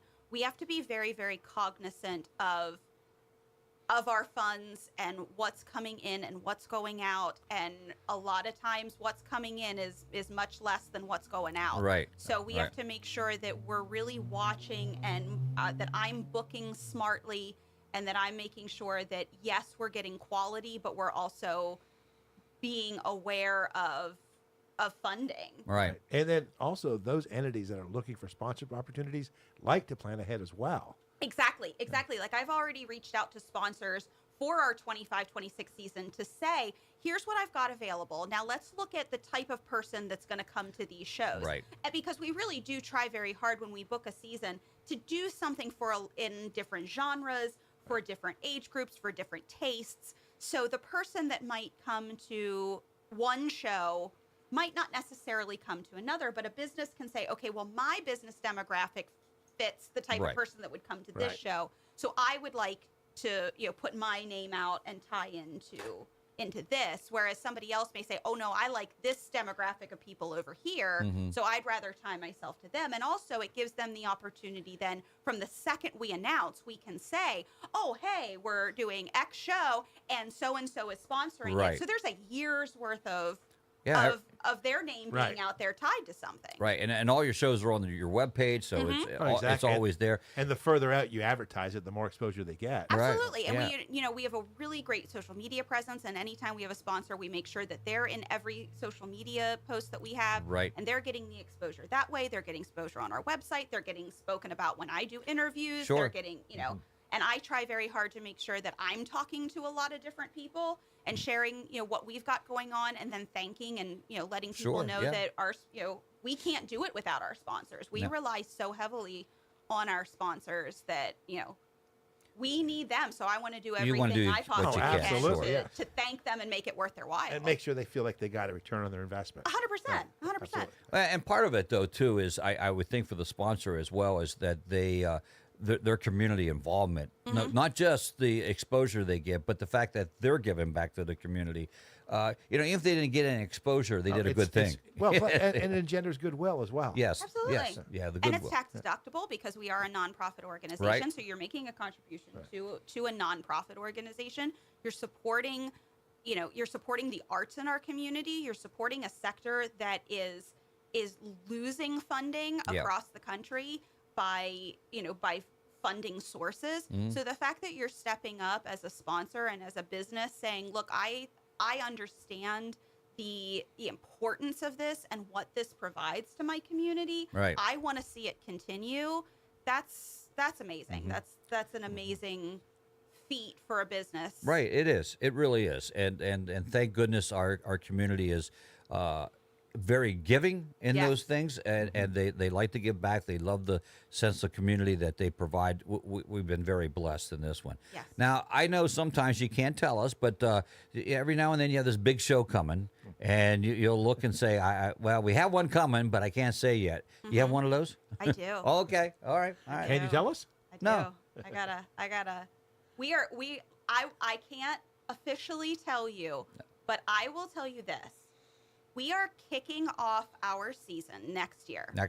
In October, the first weekend in October, with a tribute to a band that I started booking acts for the Capitol Theater in summer of 21.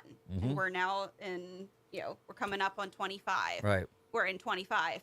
And I have been looking for a good tribute for this band and have not found one. And I found one. You found one. They are phenomenal, and I can't wait. I'm going to tell you when we're done. I'm going to tell you what it is. She finally booked the tribute band to Tommy Two-Tone. Dang it! Stop busting me. Oh. You'll hear Jenny 10 times. There you go. Well, shoot. There it is. But secret's out, kids.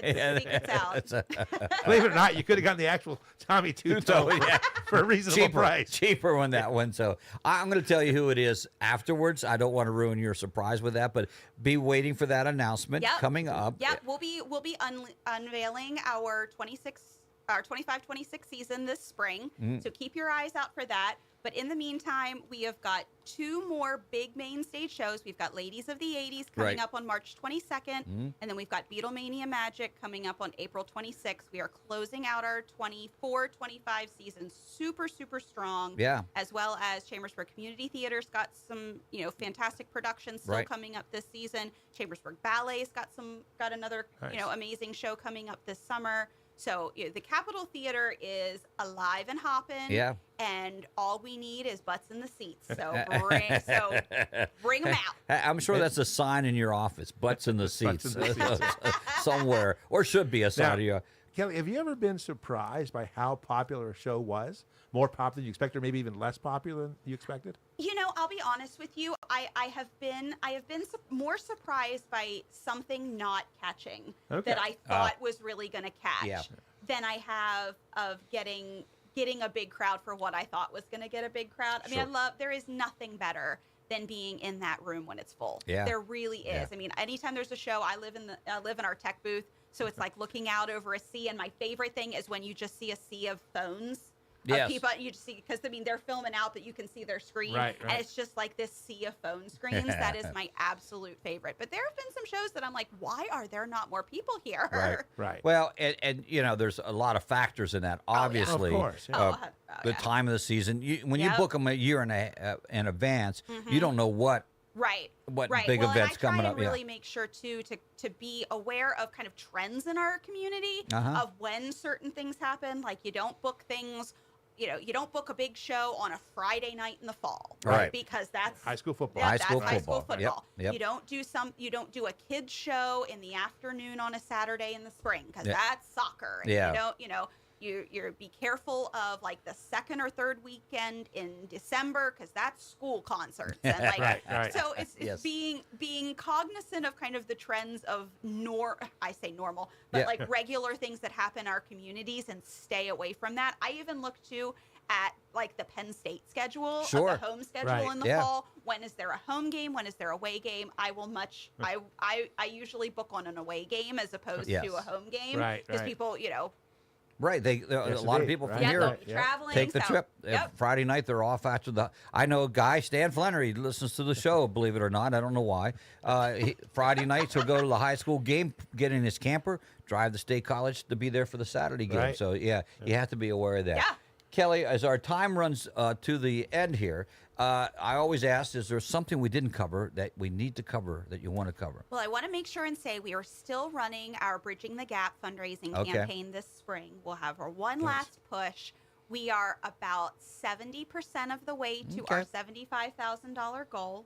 So we are still, asking our community if they can pitch in a little extra.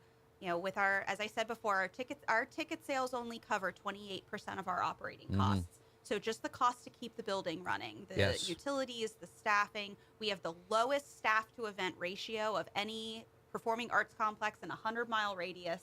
So we really try and be good stewards of our donation funds.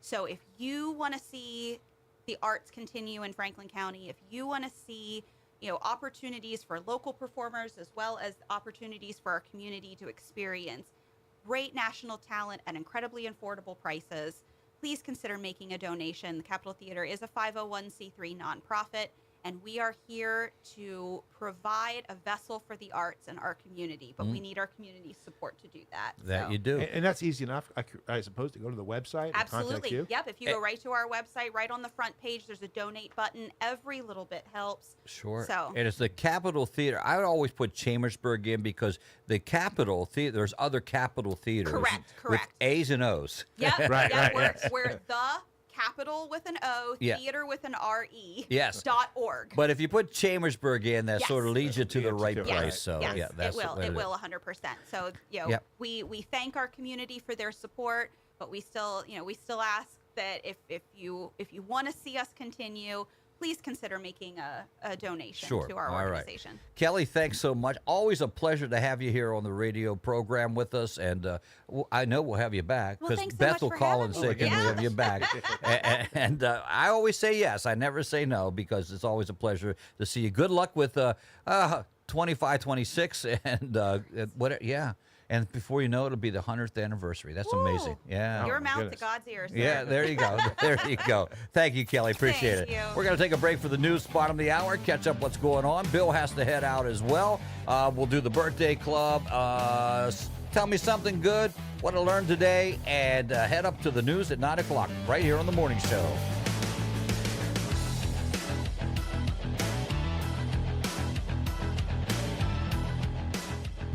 You're listening to The Morning Show on WRGG. 93.7 WRGG. With news and weather together. Coming up next. From high above the broadcast house in downtown Greencastle, we are WRGG LP Greencastle. NBC News Radio, I'm Michael Kastner. In his address to a joint session of Congress, President Trump invited Democrats to join him in applauding America and his administration. And once again, I look at the Democrats in front of me, and I realize there is absolutely nothing I can say to make them happy or to make them stand or smile or applaud. Nothing I can do. They declined, leaving only Republicans standing and cheering. U.S. asset management firm BlackRock says it will buy 2 ports at either end of the Panama Canal. The ports are currently owned by a Hong Kong firm. Chinese ownership that has angered President Trump. Starting May 7th, anyone over the age of 18 looking to board a domestic flight or enter certain secure federal facilities will need to have what's known as a real ID. Not having a real ID won't affect your ability to drive as long as your state-issued driver's license is valid. Michael Kastner, NBC News Radio. Country music is coming to the Capitol Theater in Chambersburg. Forever Young, starring Kip Callahan Young, returns to the Capitol Theater stage Saturday, March 22nd at 7 p.m. in Ladies of the 80s. This nostalgic-infused show honors country music's most popular female performers of the 1980s, featuring a multimedia concert of songs and stories to fill your heart. Celebrate the music of Reba McEntire, Dolly Parton, The Judds, Tanya Tucker, and more at the Capitol Theater March 22nd. Beer, wine, and concessions will be available. Tickets are available at thecapitoltheater.org or from the box office by calling 717-263-0202. This show is sponsored by A&K Settlements, LLC.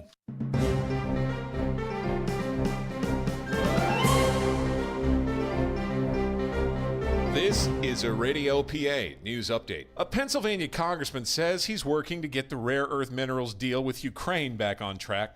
John Schaefer with the latest. Republican Brian Fitzpatrick said he's had a lengthy and productive conversation with President Zelensky's chief of staff. He wrote on X that they are 100% getting this train back on the tracks, and the minerals deal will be signed in short order. The news comes days after President Trump's testy exchange with Zelensky in the Oval Office. The rare earth minerals deal was originally supposed to be signed last Friday, but it was scrapped after the Ukrainian president was asked to leave the White House. A pair of House Democrats now leading an investigation into the Justice Department's move to dismiss federal corruption charges against New York City Mayor Eric Adams. Kristen Marks. Jamie Raskin of Maryland and Jasmine Crockett of Texas, who sit on the House Judiciary Committee, have sent a letter to Attorney General Pam Bondi. It says the resignation letter of former Manhattan federal prosecutor Danielle Sassoon, who stepped down over the controversy, signaled that the DOJ may have pursued a blatant and illegal quid pro quo with Adams. The alleged deal, the dropping of the case against the mayor in exchange for his cooperation with the Trump administration's crackdown on illegal immigrants. Last month, border czar Tom Homan denied any such quid pro quo. Kristen Marks. 3 men accused in a Westmoreland County drive-by shooting now in custody. This happened just before 3:30 a.m. Sunday, with police saying shots were fired from a Ford Focus at a home in Mount Pleasant Township, PA. The home hit multiple times, though no injuries were reported. Nino Mano, Ronan Hunter, and Joshua James Gross, all between the ages of 18 and 21, have been charged and are being held in the Westmoreland County Prison. I'm Ryan Daniels, and you're up to date with Radio PA. Hey, Ben, having car troubles? My car's not running right. Me back on the road again. I know where you can take it. Dixon Service Center, 260 North Carlisle Street in Greencastle. They're beside the Jerome King Playground. Go see Dave and Paul Dixon for all of your complete auto and light truck repairs. These guys have been doing it since 1977. They can do almost anything. On the road again. If your vehicle is giving you troubles, they're the ones to see. Call Dave or Paul at 717-597-2010. I'm Ben Thomas Jr., and I approved this message. Dixon Service Center, another fine sponsor making the programming of WRGG possible. From high atop Broadcast House in downtown Greencastle, here's a look at WRGG's local news with Scott Douglas. Good morning. Let's see what's going on in and around the 717. A former American Idol coming to the area this weekend. That's coming up. First, in his monthly report to Greencastle Borough Council, Mayor Ben Thomas Jr. writes about a recent visit to Alliance Elevator Company on Nova Drive in Greencastle. The mayor describes the company as an international operation. The mayor's report also mentions recent rescue hose company training, an award presented to the Old Home Week Association, and according to citizen reporter Larry Pittman, good news on the Norfolk Southern train idling front. There was no train activity on the track near Jerome King Playground in February. The report is available for your perusal on the Greencastle Borough website. In other Greencastle news, last month, Greencastle Police conducted its mandatory annual Municipal Police Officers Education and Training Commission in-service training. A lot of training going on. The training is required for certification and compliance with the Commonwealth of Pennsylvania. This year's training session took place February 17th and 18th in the training room provided by the Greencastle Rescue Hose Company. Oh, quick reminder, last year Greencastle Borough Council enacted a fire tax which went into effect the beginning of this year and now is appearing on your current borough bill, if you were wondering. A Waynesboro apartment building was destroyed by fire Saturday after crews were called to the 200 block of East Main Street in the borough around 11 a.m. As a result, 9 people have been displaced. They are being helped by the Red Cross. The fire may have been electrical and started in the attic. No one was hurt. Crews from Washington County were called for mutual assistance, along with fire companies from Franklin County. In other news, a Chambersburg man is under arrest for hunting down a woman and following her around Chambersburg in his car. 41-year-old Marvin Duran allegedly drove around behind the woman, then trapped her in the Chambersburg Police Department parking lot on South 2nd Street in the borough. Duran blocked her car with his. It all ended when an officer returned to the station house and saw what was happening. Duran was arrested and charged with stalking and false imprisonment. So, guess who's coming to town? Country star Scotty McCreery will be in Hagerstown this weekend.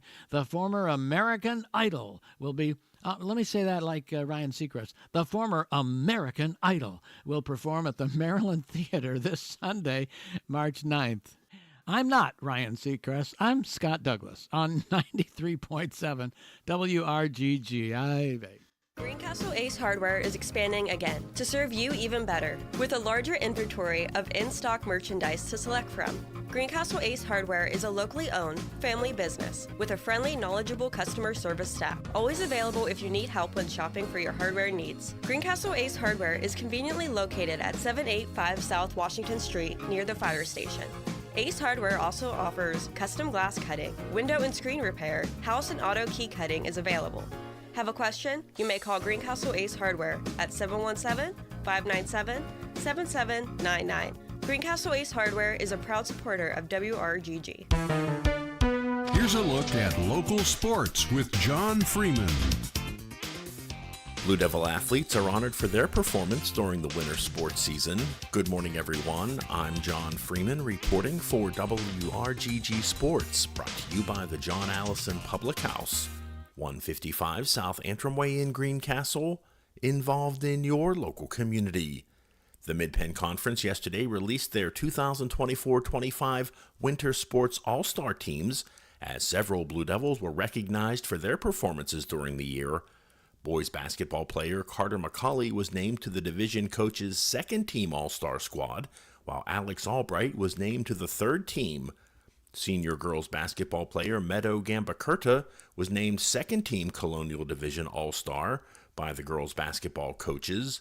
There was one Blue Devil individual wrestler honored, as Chance Zimmerman received honorable mention in the Colonial Division. Finally, the Blue Devil boys wrestling team was voted by the Colonial Division coaches to receive the 2024-2025 Sportsmanship Award.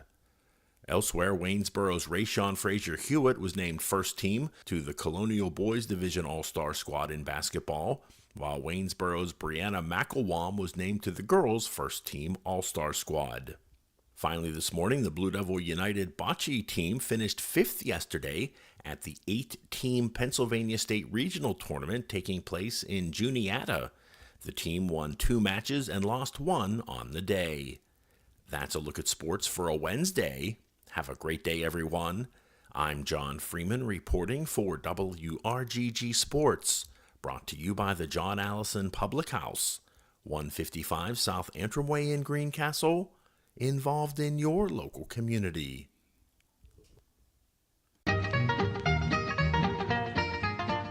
Hi, folks. Lanny Carbo. You're looking for bluegrass music? Hey, WRGG has bluegrass music right here every Wednesday from 6 to 8 p.m. And if you happen to be up early on Friday morning, say from 4 to 6 a.m., you got it again. Bluegrass is WRGG. WRGG weather. Now the weather forecast for WRGG. For today, we will have mostly cloudy skies. It will be windy with rain and isolated thunderstorms. Rain may be heavy at times in the morning hours, high around 62. South winds becoming 21 to 31 miles per hour with higher gusts. Partly to mostly cloudy tonight with showers and isolated thunderstorms, low around 40. It will be mostly cloudy and windy on Thursday, high around 46. Northwest winds becoming 21 to 31 miles per hour with higher gusts. Becoming mostly clear Thursday night, it will be windy, low around 31. Northwest winds at 20 to 30 miles per hour, diminishing after midnight. Friday, mostly sunny skies, high around 52. For WRGG, I'm nowcast meteorologist Jim Vaughn. Thank you, Jim Vaughn. Currently, it is 56 degrees, cloudy skies in downtown Greencastle, humidity at 70%. Record high for today, 79 degrees. Back in 1976, it was 6 degrees 2 years later in 1978. On this day, 28 to 48, your average temperatures for this time of the year. We are above that already. 6:37 in the a.m. is when the sun came up. 6:07 in the p.m. is when it'll set. 11 hours and 30 minutes of daylight. Again, 56 degrees. 93.7 WRGG on the web at WRGG.org. Greg Hoover, Bill Gore, and now joining us, it's not as pretty as Kelly was, but Dave Biesecker with us here. Good morning, Dave. Yeah, How are you? definitely not as pretty as Kelly. No. I want to thank you, by the way, for the lift chair on the steps that helped me get up here. Well, it was designed for us older people, as we say. But so it was supposed to have a loop in it, but that would have cost more. Well, it cost more. Yeah, we wanted to sell it for rides. We're a nonprofit, so we have to do that. So I assume Jeff Baker is coming soon. Yeah, it's the return of the Bird Brains. That's right. We're ready to go. Baseball season. We're on deck. We're in the hole. Yeah, whatever. Yes, all those coaches towing the rubber. We're ready to go. You got them all down, don't you? There's 13,000. Hey, how'd you use 17? The bat. 17 cliches in one thing there. So we'll talk with David. Dave, someone told me you're retired now. Not yet. Okay. Now it's supposed to come here at the end of July. Oh, okay. Supposed to. Yeah. I don't. Well, I'm still actually doing the job that I supposedly retired from. Oh, okay. Because situations deemed I had to go back and do it again. So you did retire. I changed roles. Okay. I changed roles, but I'm back in at church. I'm back doing the leading of worship and that kind of thing. And so far we don't have somebody to replace me. So. Isn't that nice? You're irreplaceable. Irreplaceable. So, all right, very good. We're gonna do two things here, real quick, and then we'll take it from there. Jeff just told me he's running behind. So well, that's not on you. I don't know who he's running behind. Catch up, Jeff. Catch up. So let's. I know Bill has to go. It's Ash Wednesday. Oh, that's right, indeed. Yes. Yep. So at church here in a couple minutes. So let's do this. All right, sir. Dave, you probably haven't heard this beauty. Hey, I can't wait. Hey, what do you say? What did you learn on the morning show?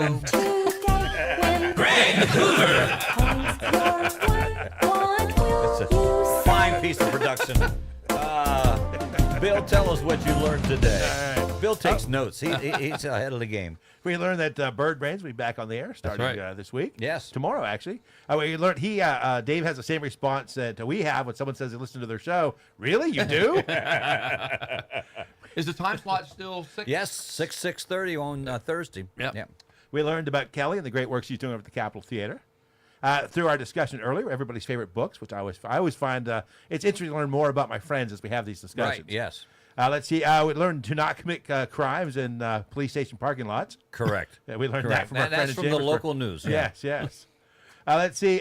We learned about the French mailman with a male fetish. The worst job to be in with that. It was reaffirmed that we should not be texting while trying to drive on a bridge. Particularly when you just got your license. Yes. Exactly. We learned that restrooms on Chinese flights are roomy enough for a family of 3. Were people stowing away? Yeah, they wouldn't come out. They wouldn't come out. Yeah, we're comfortable. Yeah. I don't know how you'd be comfortable in an airplane. We also learned about British thieves with a very strong sense of irony. Yes. They went into a church and stole paintings, most of which had to do with thou shalt not steal and the 10 Commandments. Yeah, well, I don't know. I don't know. So there it was. So but, those are the things I learned today. I learned that stupid is stupid does. Winner today was as local as the guy who harassed his girlfriend in the Chambersburg Police Department's parking lot, and was witnessed by police. Police, believe it or not. Believe it or not. And there's probably cameras and everything else. Going on. Sure. You can't do anything today without cameras. And I know people think that's an infringement. No, don't do anything wrong. And you'll be okay. There you go. Right, exactly. I always said that. That's what I've always said. Just don't do anything wrong. Someone said, well, they should, take someone. I've said, take our DNA and have it on in case I go missing or something like that. And again, if I do go missing, the first person you should contact is Rhonda Hoover. I think she would be the suspicious one there. And that could happen any day, by the way. Not the first one to contact, in case she might know your last whereabouts. No. Because she's your prime suspect. Yes. We went on a couple cruises. Every time we go, I whisper to somebody, if I go overboard, my first suspect is Rhonda. so let's be real. But no, take my DNA. If I don't do anything wrong, I'm okay. Right. I'm That's okay. right. Yeah, Yep. I'll be fine. So anyway, Bill, have a great day, the rest of the day. Yes, and I'll see you tomorrow morning. Yes, tomorrow morning. Good to see you, Dave. It's been a long time. Good to see you. It's Vern's Day tomorrow morning. Do you remember the old hee-haw joke where the guy would say, "Doctor, it hurts when I do that." Yeah. Well, the doctor say, "Well, then don't do that." Don't do that. That's right. First one, I push my arm. Well, don't push your arm. Always like that other one. Doc, every time I drink iced tea, I get a pain in my left eye. Did you take the spoon out? Oh, no, I guess not. So, oh, my. Anyway. So, as we mentioned, Dave Biesecker is here with us. He's waiting on Jeff Baker to come in and the Bird Brains. Now, you are See, Bill, you are podcasting this as well. We're branching out. Absolutely. We're gonna. Jeff has done a lot of groundwork on making sure that we're on all the platforms out there. Yeah. And so we're gonna do that. We're gonna start a Facebook page. We're probably gonna start selling merchandise. We have a neat logo though that we've come up with. Yeah. So we're trying to broaden out the. Yeah, and the audience. The merchandise will go well until the Orioles find out about it, or Major League Baseball. I think that's how they warned you all the time about what to do with that one. So, so that's exciting though. I mean, I've said this before. Our weather guy Jim Vaughn. I know him well. Do you really? Well, he's a good friend of mine. Yeah. Well, what he has done, he's on 239 stations. I know, it's incredible. Yeah, at 239 stations, and I like to say where he started. You're first. Yeah, right here. And again, he saw the article in the Herald Mail about this station starting, and he texted me and said, or email, said, would you like to have a meteorologist? And I said, yeah. And from there, bingo. 239. Now, I know that sounds really good. It's a lot of headaches for him, I'm sure, because he has to have people to do all those forecasts. I always said, well, if you give me the forecast, I'll read it for you, but I can't do the forecast. Right. So, well, tell Jim I said hi, and just he emails every now and then. We contact Jeff and I each go to the same. Jeff and I go to the same church. Yes. Jeff sang in my choir for years. Or Jim or Jeff? Jeff. Jim. Okay. Jim Vaughn. I said Jeff. You said Jeff. Jim Vaughn sang in my choir for years. Okay. And I know his family real well. Yeah. In fact, I performed the marriage for his son. Oh, okay. Yeah. So Jim and I go way back. I met the son a long time ago. He came in with Dad one time on a Christmas, and now did you know that's what he did, meteorology? Yes. Okay. Yeah. Okay. Yeah. He's a professional meteorologist. That's what he does. He works down at the airport. Yeah. And does forecasts and announcements for the government and all that kind of stuff. Right. Yeah. And then he started this this business that's just taken off. Nowcast weather. Yeah. He's very good. Yeah, it is, and so I'm. My point being, Jeff. See, I did the same thing. Yeah. My point being, Dave, is this could take off. You could be. You never know. You never know. You never know with that. Now we began. I've said this already. We're experimenting with YouTube. And I haven't called too many. I haven't told a lot of people. I haven't announced it that you could go on and view us if you want. If you go onto our webpage right now, and hit view, you'll see Dave and I. Yeah. And well, you'll see me now. Yeah. Because for a while my soda cup was sitting there. Right. So I didn't realize it was in front of the front of the camera. So now it's okay. We still can see you. But the idea was to archive. That was one of the main things. So if you missed it, you could go back. So, but guys will be here from March till. We were here through October. Yeah. Maybe into the first week of November. I think so. We saw it through the World Series, right. even though the O's went belly up in the playoffs. They did. But it was a, I don't know. The excitement's back in Baltimore. Oh, absolutely. Yeah, and it's not going to dwindle this year. There's expectation as well as excitement. There's always excitement at the beginning of the baseball season. Yeah. What's the old, to continue the cliche, hope springs eternal, right? Whenever baseball season starts up. Everybody's zero and zero. But now there's expectation. Right. Where the Orioles are going to have to continue to improve. Some guys are going to have to step up. Right. The Gunners and the Jackson Holidays and the Westbergs and the Rutschmans. There's another level. They have to rise to. Yeah. They're still looking for the right pitching. They don't know if they have the pitching yet or not. And they won't know. They got a 41-year-old guy. They got a guy from Japan who's 35. Yeah. They're all quality, but who knows what. It's amazing. I was looking yesterday. You know how you get on your internet and I have some feeds that come in, and one of the stories was the top 10 oldest players in Major League Baseball history. And I will imagine about 7 or 8 of them were pitchers. Sure. It's 2 of them were knuckleballers. Okay. You stick around. Nolan Ryan was one of them.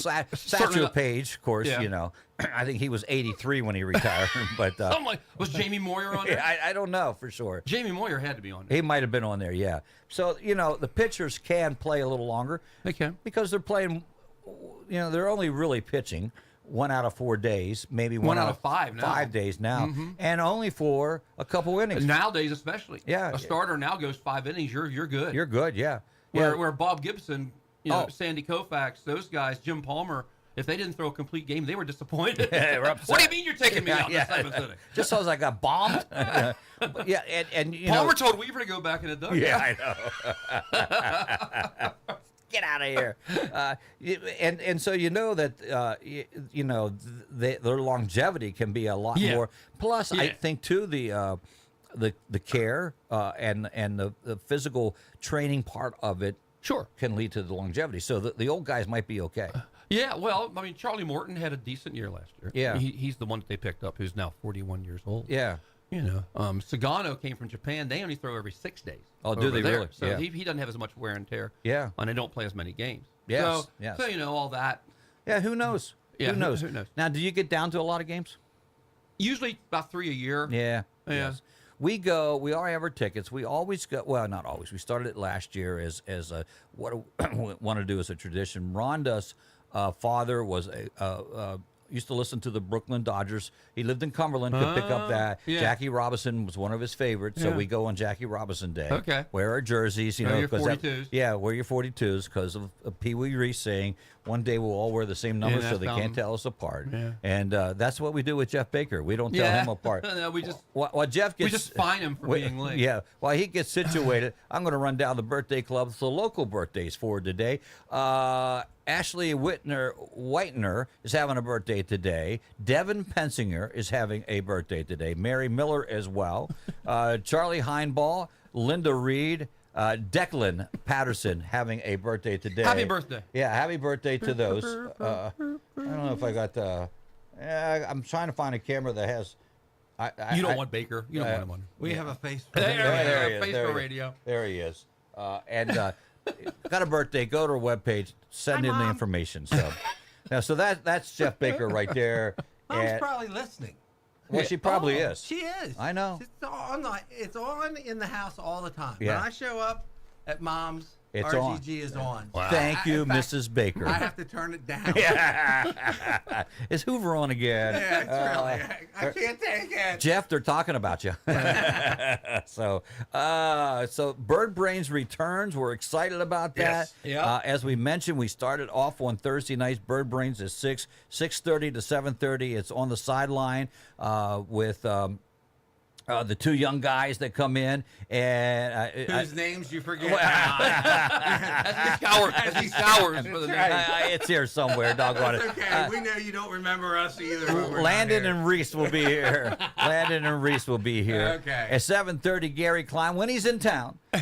Now when he's in town, he was in New Orleans last week. That's a big he if. might be here this Thursday.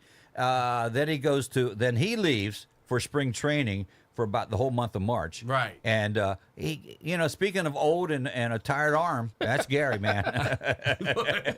He's tried out so many years and can't make it. I don't know. You limited it to his arm. Yeah. That's a good point. Nice. And then at 8:30 we have a brand new show on as well. It's What's the Word, Waynesboro Sports. It's a young. Oh, wait, I got his name. I know his name. Nicholas Starkey, doing an internship with from Waynesboro High School, and he keeps us up to date on what's happening in Waynesboro Sports. It's a Sports Thursday. 8:30. No, it is. It's it a is. Sports Thursday. And then we take an hour break until I can find another show for 9 to 10. And then it's Blue Suede Connection talking baseball. No, they don't. No, they don't. Elvis talking baseball. So, but no, it is a Sports Thursday, and there's some great shows. Really are some great shows coming up. So I'm excited you guys are back. And you can only really get this here. Seriously. I mean, what other radio station in the 4-state does this kind of local program? Right. Others talk about being local, but they're not, or they'll talk about all the sports and news, and they don't do. They don't live up to it. No, they just, don't. They give it lip service only. It's right here. It's right here, my friends. I know about these things. I know you do. You're at every radio station that exists. No. It is. Well, gentlemen, I'm going to have to head out of here. Music's coming up next, as a matter of fact. Something we do on the sideline there. It's just a little thing. It's an afterthought on the morning show. Right. But we are excited, seriously, that you guys are coming back. Dave talked a little bit about your Did he talk about Jamie Moyer? Yeah. No, we talked about you. His hero. About expanding your show, going to a podcast. Well, I mean, it's for those people that mow the lawn. Yes. If you can't catch it, I have no idea why. When a family sits down at 6 p.m. on Thursday night for dinner, why anyone would object to turning the radio onto the bird brains. But if you run into resistance, we have another outlet for it. We have another outlet for it. Well, again, the same thing happened to us, and a huge outcry. There must have been 3 people. Wow, that's an audience. I missed your last hour. Do you have it up somewhere? Right, yeah. right. Now you can see it and hear it at the same time. Yeah. That's a scary thing. So I got to get some. Yeah, there you are. I got to get this fixed. I don't have enough cameras going across. All the cameras work. I just don't have. I don't know how to program it so that I can go one. Have all 4. Right. The quad box. Yeah. You want to go like. The big time. Go to the quad. The pentabox. We'll figure it out somewhere along the line. So, all right, got to head out of here. It's the morning show. We do it each and every morning, 6 a.m. to 9 a.m. right here, 93.7 WRGG. Got to say, it doesn't get much better than this. When you bring the bird brains on, it doesn't get much better than this. However, we have mentioned that we like to thank our special guest today because one, she was much prettier than you guys.